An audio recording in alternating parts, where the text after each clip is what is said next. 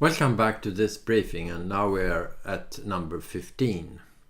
So you are following a video which I'm sure that I will have to revise several times over as things develop. I'm recording this video just a few weeks before the elections in the United States.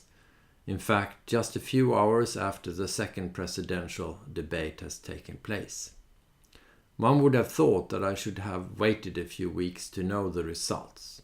In that way, I would have been able to much more clearly set out the case example which I'm going to develop briefly now, namely the issue of dialogue with strategic purpose with the United States, and the question whether the US is becoming a strategic challenge in certain respects for the EU, not just being a core partner or a strategic partner for the Union. Let me however clarify that I assume that if Hillary Clinton wins the election in the United States, there will still be a number of serious questions on the table about where the United States is going and what the EU should do in response, including in terms of dialogue with the US.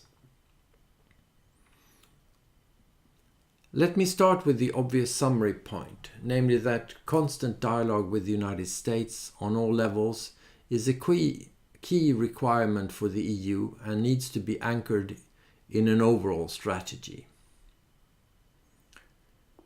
The obvious case in point is the previous overall strategy of the EU on the external side, namely the European security strategy, that certainly to a large extent was a response to US strategy post 9/11.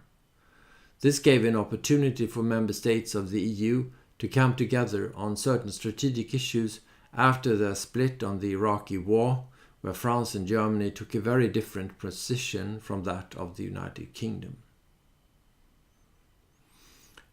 My third point is, however, that EU strategy is often built on insufficient analysis of potential developments in US policy. Somehow it was always taken for granted that the US would have a vital interest in what happened in and around Europe, and against this background to take critical responsibility for security. Most people also took for granted that the US wanted to grow its economy together with the Europeans. The point was simply to remind constantly about the transatlantic economic interdependence. Against this background, and this is my fourth point, European interlocutors more often than not went into a dialogue with the United States in a listening mode, more reactive than active, waiting to see where the United States set the current overall priorities and then playing it from there. The exception to this rule was of course the occasions when the EU Council was able to unite in giving a mandate for the European Commission to negotiate something with the United States on climate, on trade, etc. But otherwise, generally, the United States negotiators pursued a dialogue with the European Union both on the multilateral level in Brussels or in the field and bilaterally in capitals, seeking to mobilize European support for essential US goals. In hindsight, however, and this is my fifth point, it is clear that what the US proposed to do was later in some cases heavily criticized, also from inside the United States, by members of former and present administrations. As regards security, cases in point include the memoirs of Robert Gates and Leon Panetta, who both have occupied the key positions of Secretary of Defense and head of the CIA in the United States during the Bush and Obama administrations. Key issues include Iraq and the way counterterrorism efforts were pursued by the United States and its allies after 9/11. And these issues have been on the table in the current presidential campaign as well, as we know. What we in Europe need to keep in mind is that there is a discussion inside the US administration, inside the US Congress, which merits to be more openly discussed with the US in bilateral dialogue between the United States and the EU. And then to my sixth point, that the way ahead for US-European relations will remain in many ways unclear also after the elections in 2016, in areas such as defense, trade, energy, etc. To large, or to at least certain extent, developments will be linked to megatrends, including energy, environment, demography, etc., dependent on markets. But to a certain extent, developments will depend on the convictions of incumbent leaders about the role of the United States and the vital interests of the United States.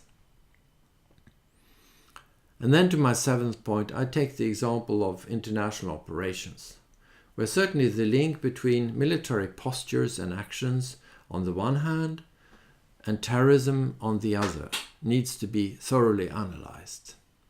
This is, as we will see, closely linked to several overall priorities of the EU global strategy, starting with the issue of internal security and the goal related to the security of the Union. It seems obvious that in this context it will not be enough to develop international military operations on the basis of security goals of the EU without a wider discussion. The notion that CSDP needs to support security may seem obvious, but it's linked to a wider spectrum of issues. I indicate some of these considerations in my summary point 9. The way in which military capabilities are developed through arms trade, through military technologies, including drones, needs to be systematically related to EU possibilities to make a difference through development assistance, countering violence, extremism policies, etc. Arms trade. Let's take the example of Saudi Arabia and Yemen. Enabling countries to escalate military activities clearly influences the scope for humanitarian efforts. Air campaigns and the use of drones can lead to radicalization. All this may lead to more difficulties in implementing development assistance policies and indeed in efforts to counter violent extremism, not least in view of the increased diffusion of disinformation and propaganda in the international system. And this is my 10th point.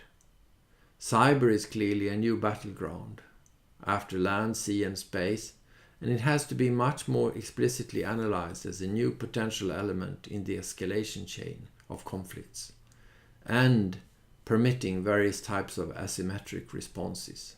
And the US plays a key role here as well.